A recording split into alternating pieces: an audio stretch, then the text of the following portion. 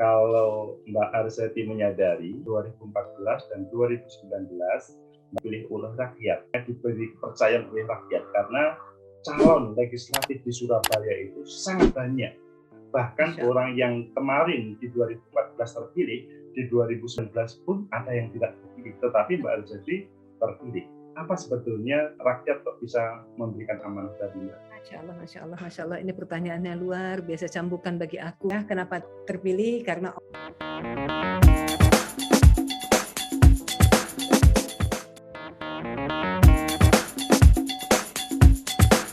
Assalamualaikum warahmatullahi wabarakatuh.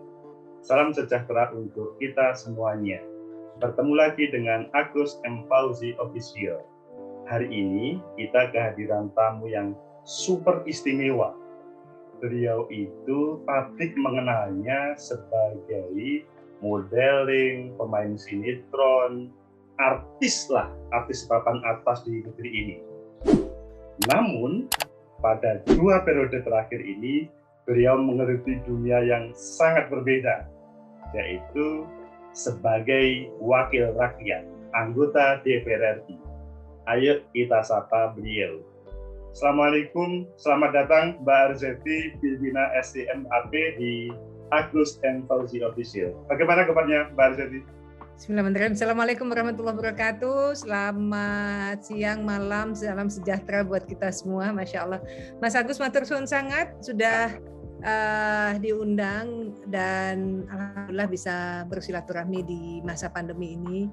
Walaupun kita tidak bisa bertemu secara fisik, tapi insya Allah ya, mudah-mudahan ini jalannya Allah juga, sehingga kemudian silaturahmi bisa kita jalankan. Sehat ya Mas ya? Sehat, alhamdulillah. Senang mendengar kalimat dari Mas Jadi tadi. Jadi di masa pandemi ini, kita tetap masih bisa bersilaturahmi. Hari-hari ini gimana sebagai wakil rakyat? Ada hal yang kesulitan dalam silaturahmi menyapa rakyat, Mbak Arzeti? Ya, kembali lagi akhirnya formula yang kita ganti ya, Mas. Di awal-awal mungkin ada pressing buat kita ya. Selama ini kita punya aktivitas, bisa bertemu, berkumpul, dan bisa bersilaturahmi kapanpun karena adanya dulu lockdown gitu ya, PPKM 2 gitu ya. Tapi ini antisipasi kita sama-sama ya Mas ya. Karena kita tidak mematuhi aturan dari pemerintah untuk mengikuti PPKM tersebut, tentunya survei positifnya masyarakat kita dan juga baik itu terinfeksi ataupun meninggal itu kan semakin meningkat dan mengerikan bagi kita. Betul. Jadi memang saat ini adalah bagaimana kita menikmati semuanya dengan keikhlasan, tetapi berarti kita akan tersendat karena banyaknya batasan-batasan. Bagaimana dalam kondisi seperti ini pemikiran kita jalan terus. Ini adalah ilmu yang tentunya akan bisa kita dapatkan jika kita tetap bersilaturahmi. Aku melihat tayangan Mas Agus itu betul-betul menginspirasi. Alhamdulillah. Senang. Semoga ini saja menjadi ilmu bagi kami ya Mas ya, karena amin. Di rumah ya Mas nggak bisa kemana-mana. Tapi kan kita juga kalau di rumah hanya sekedar menonton sinetron yang atau drama, iyalah rasanya mubazir ya gitu ya. Iya, betul. Baik hal-hal yang memberikan motivasi bagi kita, spirit.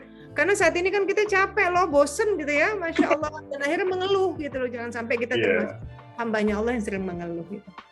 Alhamdulillah. Jadi beliau masih super dalam suasana pandemi, khususnya PPKM level 4 sekarang ini. Mbak Arzeti, kalau boleh tahu, dulu itu kan sebelum saya menggali nih Mbak Arzeti, dulu yang saya ketahui Mbak Arzeti itu di SD, SMP di Lampung, SMA selanjutnya di Jakarta, kuliah S1, S2 di Jakarta. Dalam perjalanan hidupnya menggeluti dunia modeling, sinetron, artis lah. Dan selanjutnya pada 2014 tahu-tahu mencalonkan diri sebagai anggota DPR RI. Mas Imam kemudian dilantik menjadi menteri dan Mbak Arzeti dilantik menjadi anggota DPR RI. 2019 terpilih lagi.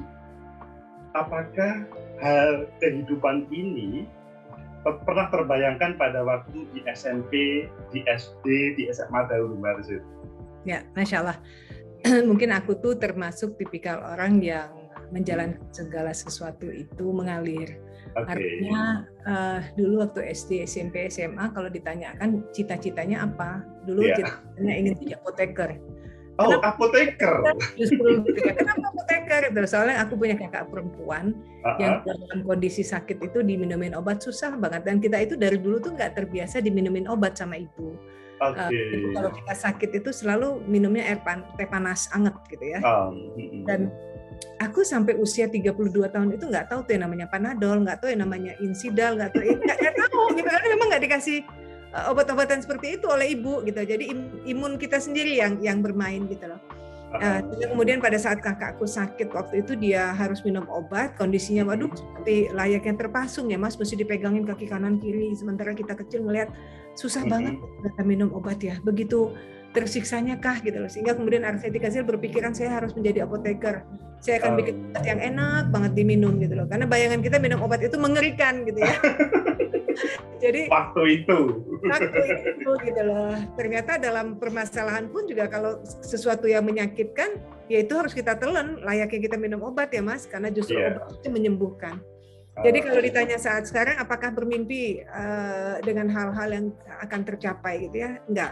Tapi lebih kepada segala sesuatu pada saat itu dulu semua mengalir dan kita orangnya sangat komitmen dan betul-betul bertanggung jawab dengan pekerjaan apapun yang dititipkan gitu. Jadi ternyata dengan waktu, masya Allah, Allah menempatkan aku sekarang ini adalah sebagai pelayan rakyat di Jawa Timur, Surabaya Sidoarjo. Sudah, betul. Ya, sebelum kita bergeser ke pelayan rakyat Sidoarjo, Surabaya, khususnya Surabaya, Mbak Zeti. Selanjutnya, sesudah mempunyai cita-cita menjadi apoteker, karir pertama yang ditempuh adalah menjadi modeling, artis sinetron, bahkan menjadi juri berbagai kegiatan. Apa yang digambarkan ketika itu? Sesudah, maksudnya apa yang menjadi cita-cita apoteker kemudian berbeda gitu? Ya, berjalannya waktu Mas, karena pada saat itu ternyata Allah memberikan fisik tinggi ya.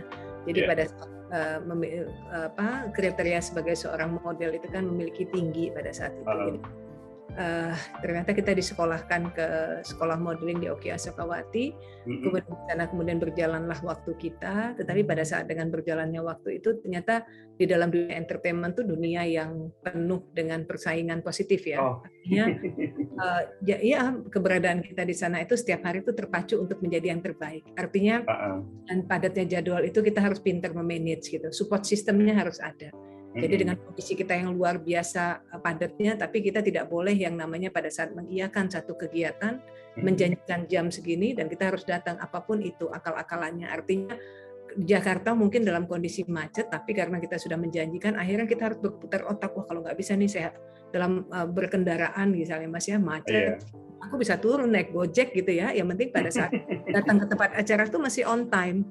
Jadi sebenarnya itu seperti itu, dan nggak berpikiran bahwa setelah jadi model kemudian mau jadi ini enggak. Cuman pada saat mau jadi model itu total fokus saja jadi model ya. Tapi dengan berjalan waktu, kemudian orang mengenal kita sebagai seorang model, kemudian ada pekerjaan diminta untuk main film, main sinetron, pada saat itu kita belum mengiyakan karena kita ngerasa bahwa saya belum menancapkan kuku nih di dalam dunia modeling.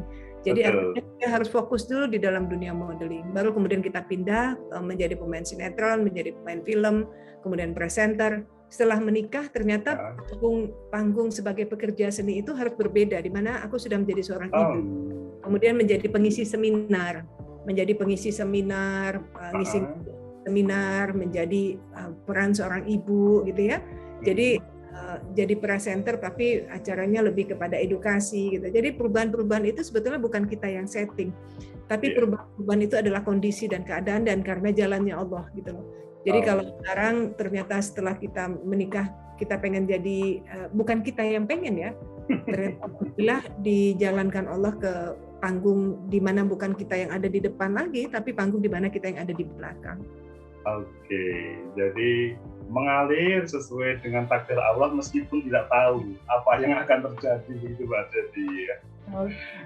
Perjalanannya selanjutnya pada waktu 2014 Mbak Arzeti memutuskan masuk di wilayah politik sebagai calon legislatif dan memilih Surabaya Sidoarjo sebagai dapilnya. Sebelum Surabaya Sidoarjo, apa yang terbersit pada waktu itu kok memilih partai politik dan kemudian serius untuk menekuninya, Mbak Arzeti?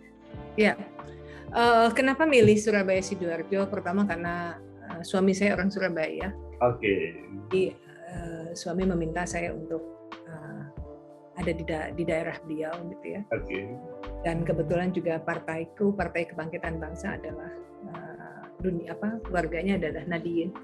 Jadi rasanya kalau saya ada di sana betul-betul menjadi pelayan dari keluarga saya, khususnya keluarga NU, gitu ya. Oh iya. Karena itu Mas, gitu loh. Dan suami saya juga orang Surabaya, jadi alasannya karena itu sih jalan. Ini sebetulnya karena jalannya Allah juga ya Mas ya. Betul. Bukan hambanya yang bisa men-setting segala sesuatu, aku tuh lebih kepada hambanya yang menjalankan apa yang Allah sudah gariskan. Gitu. Apakah pertama kali ketika masuk sebelum mencalonkan diri itu tidak takut dalam tanda kutip pada waktu itu, Mbak? Bahasa takut itu sebetulnya bahasa yang harus kita miliki setiap saat ya Mas ya. Oke. Ketakutan itulah yang membatasi kita untuk tidak terlalu cepat melangkah gitu ya. Dan sebetulnya dari 2000 zamannya Angelina Sondakh waktu itu 2000 berapa ya? 2004 ya. 2004 sebetulnya kita juga udah diminta ya Mas ya untuk menjadi pelayan, tapi mungkin jalannya Allah belum ada di situ.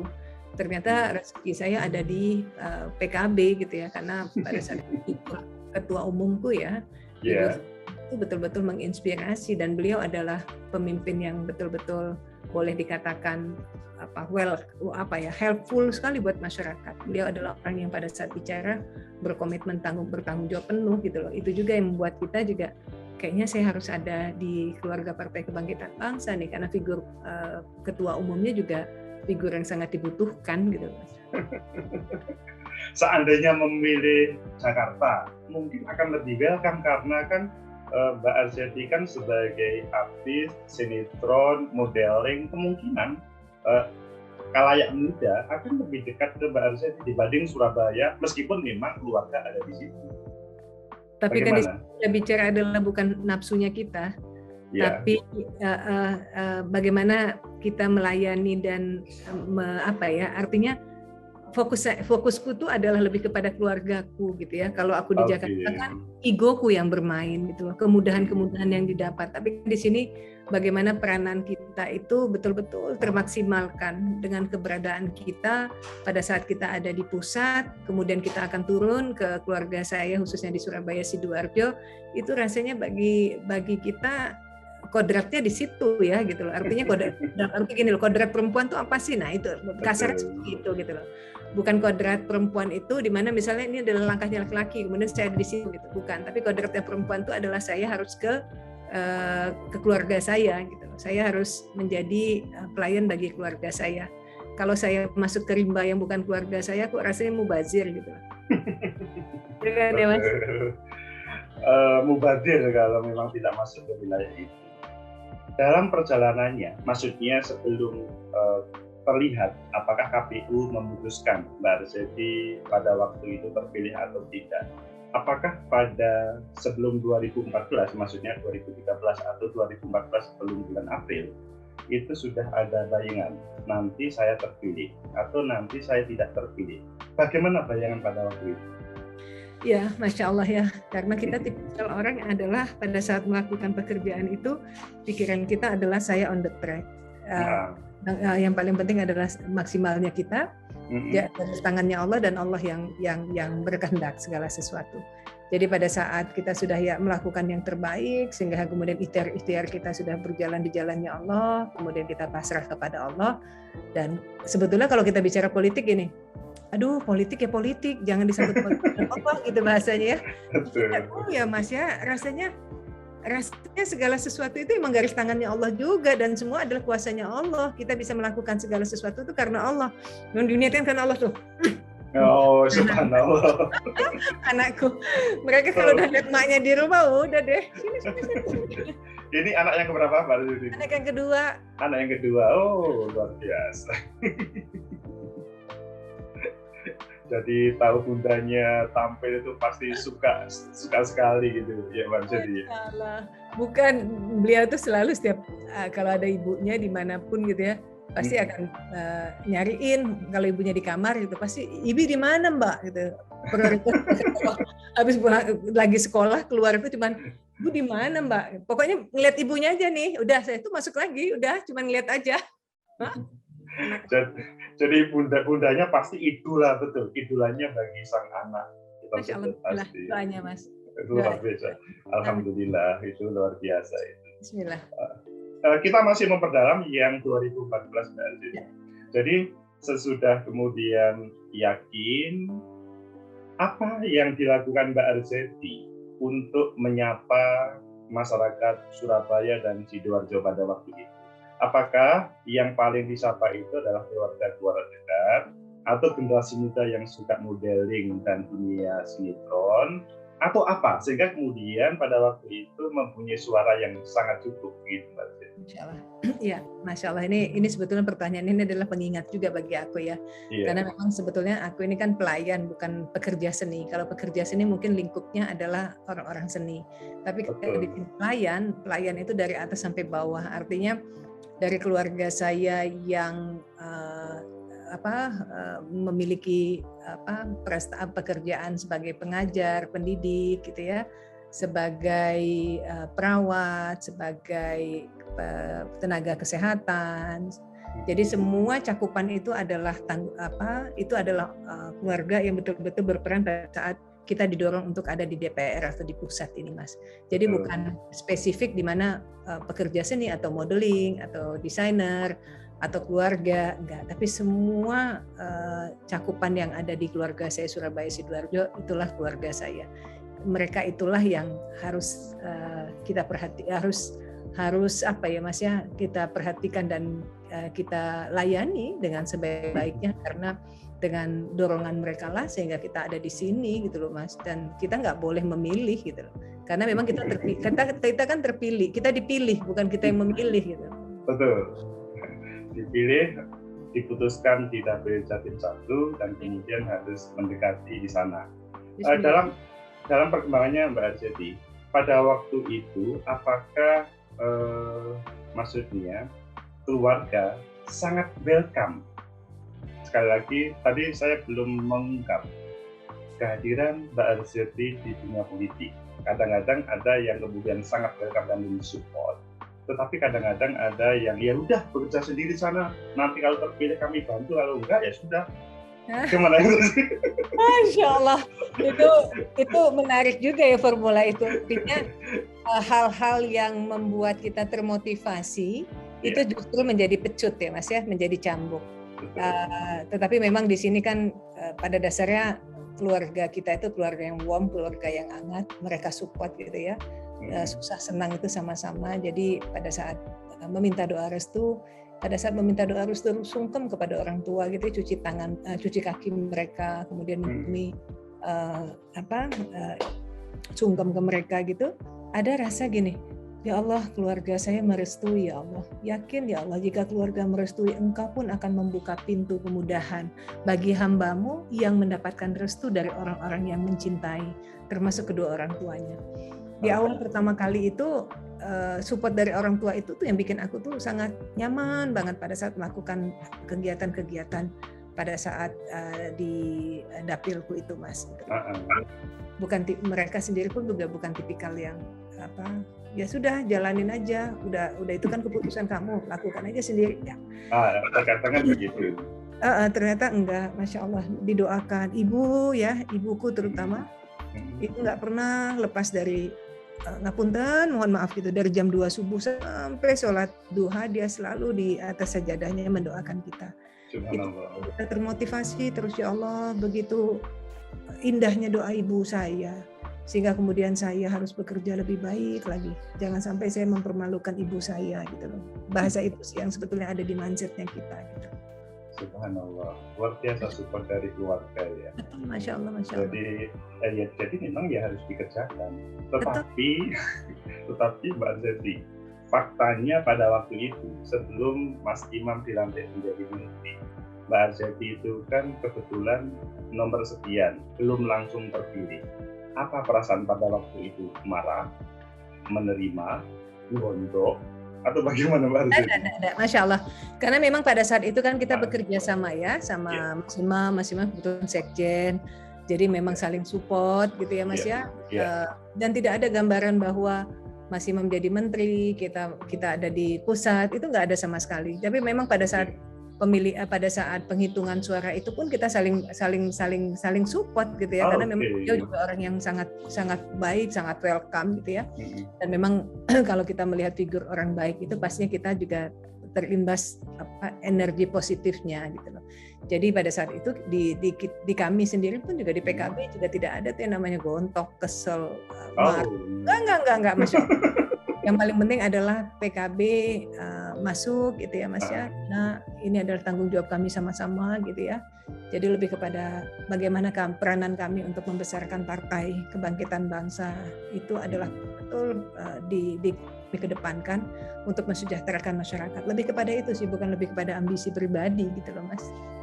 Luar biasa. Pemirsa, jadi perlu tahu ya, meskipun pertama kali nyalon dan tidak terpilih, waktu itu tidak menggondok. Ingat itu ya, sekali Mbak Arzeti itu tidak menggondok. Aku udah denger ya Mas, ini doa buat aku nih. Aduh, biasa. Selanjutnya, sesudah Mas Imam dilantik menjadi menteri, selanjutnya Mbak Arzeti juga dilantik menjadi DPR RI. Yang didatangi pertama kali sesudah dilantik pada waktu itu siapa Mbak Arzeti? Semua ya Mas ya, semua. Keluarga saya Surabaya Sidoarjo yang memilih, kedua orang tua saya, ketua umum saya, sahabat-sahabat di partai, teman-teman SD, semua mereka. Kemenangan itu adalah bukan kemenangan aku, tapi kemenangan keluarga saya, kemenangan tim gitu ya Mas ya. Nah itu tuh yang kita tuh kan hanya sebagai corong saja, sehingga kemudian merasa gini, ada ketakutan juga, ya Allah bismillah ya Allah, semoga saya bisa menjalankan amanah ini. Sebetulnya kan kemenangan itu kan ketakutan bagi kita gitu loh, untuk mudah-mudahan kita bisa ya mewujudkan apa keinginan dari keluarga kita, keluarga saya khusus Surabaya Sidoarjo dan juga tim yang mensupport selama ini, yang memang mereka ada full penuh di belakang kita gitu. Betul. Dan pada waktu itu masuk ke komisi 10 atau komisi berapa? 8 aku. Oh 8. Ketika diberi amanah ke komisi 8, apa yang paling disukai pada waktu itu? Pekerjaan-pekerjaan yang disukai pada waktu itu? Nah ini dia Mas ya, aku tuh bukan tipikal orang yang mengatasnamakan segala sesuatu pekerjaan itu disukai. Tapi ada apa yang ada itu aku jalankan dan aku nikmati gitu ya. Kalau misalnya bicara bahwa saya harus menyukai dulu kemudian saya tidak ada di situ, nanti takutnya aku termasuk orang yang selalu mengeluh gitu ya. takut banget. Jadi apapun yang diberikan oleh partai itu yang aku jalankan. Karena aku ini kan perangkat partai ya, pesuruh partai artinya. Kadernya partai. Apapun yang ditempatkan oleh partai ya kita harus menjalankan, dan secepat mungkin kita harus belajar dari setiap mitra yang ada di komisi yang kita diperintahkan oleh partai. Lebih kepada itu sih Mas. Jadi dijalani, dinikmati tanpa keluhan, akhirnya kemudian perjalanan sebagai wakil rakyat, tahu-tahu kemudian sampai 2019 dan harus mengikuti proses kontestasi pada 2019 lagi. Apa yang terbayang pada waktu itu Mbak Arzeti pada pemilu 2019? Apakah dalam benaknya, ini lebih berat karena partainya bertambah banyak, atau ini lebih berat karena tantangan A, B, C, D, dan selanjutnya? Bisa disampaikan Mbak Arzeti? Ini ya, pada saat kontestan kedua itu, kita merasa bahwa kita harus lebih cepat lagi bergerak ya, kita harus lebih moving lagi, kita harus betul-betul ada dan menjadi bagian dalam keberadaan kita sebagai pelayan dari keluarga saya khususnya Jawa Timur Surabaya Sidoarjo. Jadi kemenangan itu tuh membuat kami juga semakin, ya Allah, minta tolong terus sama Allah, Bismillah ya Allah gitu loh. Semakin mengecilkan kami bahwa Allah tuh luar biasa punya kuasa. Artinya mari kita semakin cepat berpegangan tangan dengan tim, dengan keluarga semua yang ada Surabaya Sidoarjo, agar kita tetap istiqomah, agar kita tetap sami'na wa ta'na, agar tetap kita bisa menjadi kader dari partai untuk bisa terus terlibat dan bisa mengekspresikan, bisa mewujudkan, bisa membawa aspirasi dari masyarakat, khususnya keluarga saya Surabaya di Sidoarjo di pusat, dan kemudian pusat bisa turun ke bawah untuk bisa mengekspresikan apa-apa yang sudah ada di pusat untuk diinformasikan ke keluarga saya khususnya Surabaya Sidoarjo.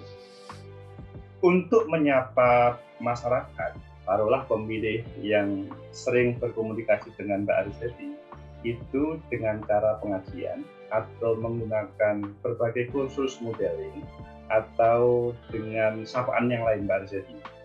Ya, ini pertanyaan menarik sekali ya Mas, karena keluarga kita tuh majemuk ya Mas, dan semua dipasrahkan ke Allah, mintakan kepada Allah. Jadi dalam kondisi tertentu itu semua itu jalannya Allah. Artinya kadang-kadang kan kita tidak tahu ya, dalam kondisi yang serba mendadak, pasti kalau kita mengatakan kepada Allah, ya Allah kasih hamba ilmunya, ya Allah kasih hamba kecerdasan berbahasa ya Allah, karena yang bisa melakukan ini semua adalah Engkau. Jadi kalau ditanyakan aku kemana, aku pada saat itu nggak tahu. Semua langkahnya Allah gitu loh Mas. Bener deh, aku tuh nggak punya kekuatan apapun. Jadi kalau ditanyain strategi apa, aduh aku nggak punya strategi. Allah yang punya semuanya gitu loh Mas. Jadi pada saat Mas Agus bilang, ayo Mbak bisa ini, aku apa ya Mas gitu. Iya benar deh, benar banget, itu semua Allah yang menggerakkan semuanya gitu loh. Kita baru kali ini ya bertemu dengan seorang yang hebat, yang sangat rendah diri. Enggak sombong. Enggak Mas, benar deh, betul sekali itu. Oke, pada waktu perjalanan kampanye, karena kan kampanye itu kan ada waktu yang sangat panjang. Nah, kesempatan itu yang paling banyak disinggahi atau dikomunikasikan adalah generasi muda yang ada di Surabaya, atau pemilih-pemilih urban yang ada di Surabaya, atau pemilih-pemilih yang mereka berbasis background partai. Apa Mbak Arizeti waktu itu? Kalau kita lihat di PKB itu kan partai di mana semua lini itu bisa bergabung. Iya. Dan kebetulan kita profesional, basically-nya ada keluarga saya yang dari kader, tapi kami saling menutupi, kami saling mengimbangi, karena memang sebagai pelayan itu kan dibutuhkan step-step berbagai macam ilmu kecerdasan. Nah di sini nih menariknya gitu loh. Jadi artinya kalau kita berbahasa sekarang kita adalah menjadi bagian dari kader, artinya kita sekarang sudah menjadi kader partai untuk kita betul-betul mengabdikan diri kita sebagai kader pelayan di partai kita sendiri untuk diperuntukkan kepada pelayan untuk masyarakat. Dari 91 artis yang pada waktu pemilu 2019 ditampilkan oleh 10 partai politik, itu hanya 13 partai politik atau 13 caleg dari artis yang terpilih. Salah satunya adalah Mbak Arizeti. Pada waktu itu, apa yang terbersit di dalam Mbak Arizeti? Maksudnya, apakah sampai kemudian merespon teman-teman artis yang mereka kok tidak terpilih ya? Saya kok terpilih ya? Nah, gimana pada waktu itu Mbak Arizeti? Iya, sebetulnya senang juga ya, banyaknya pekerja seni yang dilibatkan dalam kancah perpolitikan, di mana pekerja seni itu punya kans yang besar karena mereka punya energi positif yang mereka bisa ambil, yang mereka bisa tebarkan ke dapil masing-masing. Tetapi memang kalau kita melihat mereka bukan tidak terpilih gitu ya Mas ya. Tapi memang mungkin keberuntungan pada saat di 2019 itu adalah berada di pihak 13 nama ini saja, nama ini gitu loh. Sebetulnya karena mungkin berbagai faktor, apakah dapilnya atau mungkin karena memang partainya yang tidak menempati untuk presiden threshold itu gitu ya, atau mungkin memang di satu dapil itu partai yang mereka bawahi, kemudian di sana suaranya kurang tinggi gitu ya. Jadi berbagai macam faktor, bukan kepada pelakunya atau bukan kepada aktornya atau bukan kepada artisnya, tapi lebih banyak bermacam-macam kendala yang akhirnya hanya 13 nama yang masuk dalam kancah perpolitikan untuk saat ini. Pada waktu memasuki sesudah terpilih di 2019, seingat saya Mbak Arzeti masuk ke Komisi 10 atau komisi berapa Mbak? Jadi sekarang 9. Oh 9, sekarang 9. 8 jadi ke 10. 8, 10, kemudian sekarang 9. Terjadi perubahan komisi begitu, apakah tidak menjadi semacam, waduh, ini strategi saya untuk memperjuangkan rakyat saya kok menjadi berbeda, ini apakah tidak memusingkan Mbak Arzeti? Nah itu, ini dia yang akhirnya tadi pada saat ngobrol nih tadi sebelum ini kan aku ada syuting ya Mas ya. Jadi teman-teman bicara gini, aduh sekarang tuh dipermudah semua ya. Pada saat mau cari rekom gado-gado enak, rawon enak gitu ya Mas ya. Lontong balap enak tuh tinggal buka YouTube gitu ya. Oke. Gampang banget kan Mas. Tapi akhirnya aku berpikir gini, aduh kalau kita kayak gitu terus, kalau dalam Al-Quran sendiri, kalau kita ingin belajar kajian atau memiliki ilmu, di dalam Al-Quran sendiri dibahasakan bahwa kita harus mendengar, kita harus menyatat, kemudian kita harus menghafal, ada murojaahnya gitu ya Mas ya.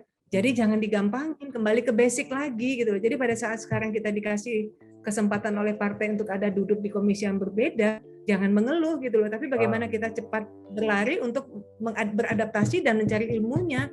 Karena justru di situ tantangannya dan nikmatnya gitu loh Mas. Sehingga kemudian energi kita tuh akan terus berputar gitu. Dan kita tuh ingin selalu upgrade diri kita. Saya harus cerdas, saya harus punya ilmu, saya harus tahu, saya harus menguasai, saya harus bisa menyelesaikan. Pokoknya itu yang ada di kepala. Itu lebih indah dibandingkan kita, aduh, saya udah enak-enak di komisi. Enggak lagi. Jadi otaknya kita tuh merusung jadinya, nggak mau gitu loh. Ya kan Mas ya? Betul. Ini kan orang yang sangat bisa menerima kondisi yang terjadi. Meskipun kalau saya bandingkan Mbak Arzeti, ada beberapa legislator itu agak berat meninggalkan komisi satu ke komisi lainnya. Mengapa? Ini hubungannya dengan komisi itu saya hubungkan dengan dapil saya. Nanti kalau berbeda dengan komisinya, bisa-bisa kan yang kemarin taruhlah di dunia pendidikan, yang sudah saya getol, kemudian mau pemilu, saya berganti ke dunia keagamaan. Itu kan nanti bisa nggak nyambung, saya dipakai nggak bisa untuk menjawab. Bagaimana Mbak Arzeti hal itu? Ya Masya Allah, saya sangat menghargai ya Mas ya, karena kondisi berbeda gitu ya. Iya. Memang sudah mengkondisikan secara baik gitu, dengan komisi yang sudah dijalankan selama ini. Tetapi kembali lagi ada juga yang berpikiran, ya namanya juga kita pesuruh partai. Apapun perintah partai ya bismillah dijalanin ya Allah. Masya Allah ya. Masya Allah, disyukuri dijalani ya. Aduh bismillah ya Allah, disyukuri dijalani. Termasuk alhamdulillah Masya Allah kita masih diberikan kesempatan gitu ya. Jadi kalau pilihan itu kadang-kadang jangan dibahasakan bahwa waduh kok saya nggak boleh memilih, tapi ya mungkin ini jalannya Allah, saya harus belajar lagi agar saya lebih bisa memahami. Artinya banyak sekali komisi-komisi yang harus saya pelajari yang nanti kepentingannya dan keuntungannya adalah kita, jadi sedikit menguasai gitu, sedikit memahami, dan pada saat mungkin ada ilmu sedikit dari komisi-komisi yang sudah kita jalani gitu. Jadi komisi-komisi itu seakan-akan perkuliahannya pindah, kadang-kadang ke fakultas ekonomi, kadang-kadang ke fakultas ilmu pendidikan. Pindah semester 2 gitu ya Mas. Semester 1 aja terus kan, pengen ayo udah bismillah pindah ke semester. Kan nggak mungkin dari semester 1 pindah ke 10 kan nggak mungkin ya Mas ya. Betul. Pindah ke 2 dulu, pindah ke 3, anggap aja itu ilmu belajar. Betul. Kembali lagi kepada pemilu 2014 dan 2019. Kalau Mbak Arzeti menyadari apa sebetulnya yang menjadikan 2014 dan 2019 Mbak Arzeti dipilih oleh rakyat, maksudnya diberi percaya oleh rakyat, karena calon legislatif di Surabaya itu sangat banyak. Bahkan orang yang kemarin di 2014 terpilih, di 2019 pun ada yang tidak terpilih, tetapi Mbak Arzeti terpilih. Apa sebetulnya kemudian rakyat kok bisa memberikan amanah tadi? Masya Allah, ini pertanyaannya luar biasa, cambukan bagi aku sih sebetulnya Mas ya. Ya Allah, terima kasih, pertama-tama pastinya mengucapkan terima kasih ke Allah, karena ini jalannya Allah. Dan segala sesuatu itu kan sudah pasti dicatat Allah gitu, dan bukan karena kehebatan kita dalam berpolitik, enggak sama sekali. Tapi ini campur tangan Allah yang paling pasti ya Mas ya. Kenapa terpilih? Karena Allah menggerakkan hati keluarga saya untuk mereka mencoblos nomor urut 2 waktu itu ya. Jadi sebetulnya semuanya yang penting ikhtiar dulu kita lakukan, on the track jalannya Allah, kemudian Allah yang menggerakkan, dan semua kita putuskan kepada Allah, kita serahkan kepada Allah. Kayak rasanya ini ya Mas ya, ini bicara politisi loh Z, kok bahasanya lebih kepada itu sih? Ya memang begitu. Begitu gitu. Setiap orang pasti mempunyai style sendiri-sendiri Mbak Arzeti, dan Mbak Arzeti memang mungkin stylenya seperti ini, mengandalkan terkait dengan kekuatan keluarga yang memang support Mbak Arzeti selama ini. Bismillah ya Allah. Aku berbicara dengan Ustadz soalnya nih ya, Ustadz Agus. Subhanallah. Masya Allah.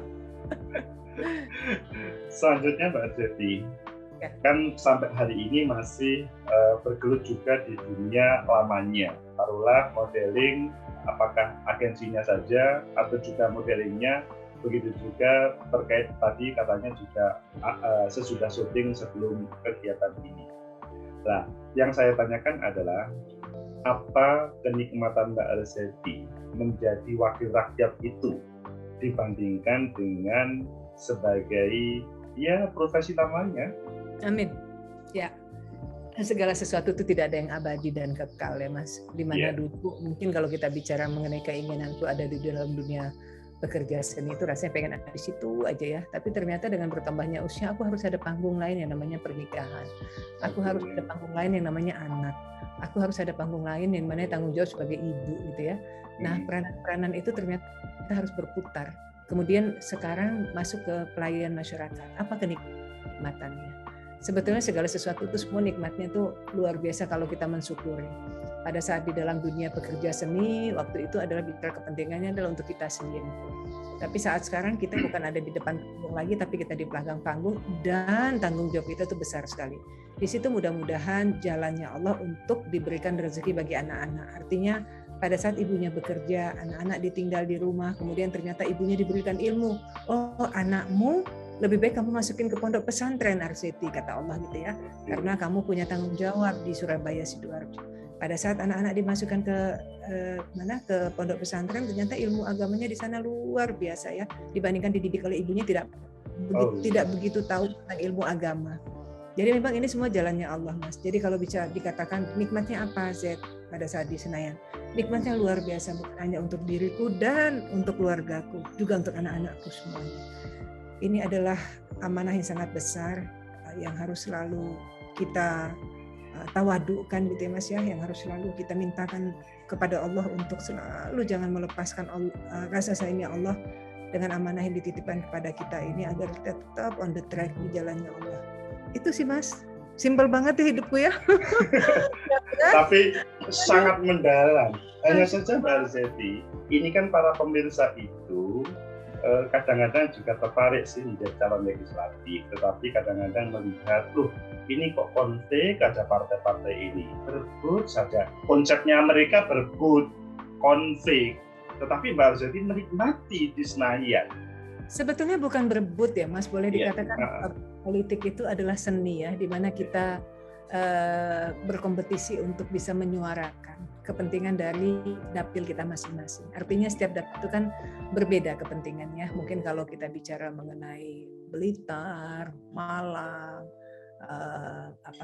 Brebes gitu ya, berbeda-beda kepentingannya. Nah, Surabaya Sidoarjo itu lebih kosmopolitan gitu ya Mas ya. Di mana masyarakatnya majemuk gitu ya, yang bicara sosmed kecerdasannya luar biasa. Generasi milenial kita tuh luar biasa kalau bicara mengenai teknologi. Jadi sebetulnya bagaimana kita sebagai pelayan dan juga sebagai kader partai untuk kita bisa membawa aspirasi dari setiap keluarga kita itu di dapil masing-masing untuk ada di pusat. Karena kan pasti yang berperanan dalam pemerintahan ini baik itu dalam anggaran dan mengawasi jalannya pemerintahan, membuat undang-undang adalah di DPR. Jadi kalau misalnya orang melihat wah kok itu adanya konflik, ada berebut aja setiap partainya ini gitu. Tapi itu sebetulnya lebih kepada bagaimana negosiasikan dari kepentingan-kepentingan dapil dan juga keputusan-keputusan partai. Lebih kepada itu sih, artinya bagaimana kita berkolaborasi, bagaimana kita bermusyawarah dalam Islamnya, bermusyawarah mencapai mufakat. Tapi dalam bermusyawarah mencapai mufakat itu ada gesekan-gesekan, ada argue, ada verbal yang meninggi. Itu adalah seni, menjadi bagian bagaimana kita bisa belajar untuk bisa menjadi orang yang pada saat bersuara didengarkan tanpa harus kita berteriak, tanpa kita harus melakukan kekerasan gitu. Nah, itu PR-nya bagi pelayan masyarakat atau pekerja seni yang ada di DPR ya Mas ya, sebagai petugas partai juga seperti itu. Bagaimana kita bermain cantik kalau dalam Islam, dalam agama kita kan bagaimana bermain cantik. Pemirsa dengar ya, jadi bukan berkonflik, tetapi bernegosiasi, bermusyawarah, bagaimana berbagai hal itu kemudian bisa diberikan solusi. Selanjutnya ketika berhubungan dengan para konstituen Mbak Arseti, pernah Mbak Arseti merasakan, maksudnya sampai air matanya berlinang, bahkan jatuh begitu? Apa bisa diceritakan Mbak Arseti? Iya, aku tuh bersyukur banget keluarga Surabaya Sidoarjo itu kan keluarga yang sangat religi ya Mas, segala sesuatu itu mereka bawa ke dalam agama masing-masing gitu ya. Dalam segala sesuatu itu keakraban, kekeluargaan, welas asihnya tuh tinggi banget. Aku tuh selalu menangis pada saat melihat begitu ikhlasnya keluarga saya, begitu tawaduknya keluarga saya di Surabaya Sidoarjo. Aku tuh termasuk orang yang sangat beruntung punya keluarga yang betul-betul membawa aku pun juga ke dalam sisi kereligian gitu, bukan cara Islamnya saja Mas ya, tapi lebih kepada fanatismenya terhadap agama yang dianut gitu. Itu buat aku beruntung sekali Mas, karena automatically energi itu juga terbawa dengan aku ya, tangisan-tangisan di mana melihat keikhlasan dari keluarga kita itu yang sebetulnya, ya Allah terima kasih saya ada menjadi bagian dari keluarga saya yang sangat betul-betul mengajarkan ilmu bagaimana keikhlasan, ketawaduan, bagaimana kita menjalankan amanah ini, bagaimana kita bisa menjadi orang yang jujur terhadap Allah, kita memiliki kelembutan hati. Itu yang selama ini selalu terlihat dari keberadaan aku pada saat di dapil dengan keluarga-keluargaku di Surabaya Sidoarjo Mas. Jadi perasaan menangis itu sering ya ketika melihat suasana keluarga, taruhlah dapil konstituen itu ya. Betul.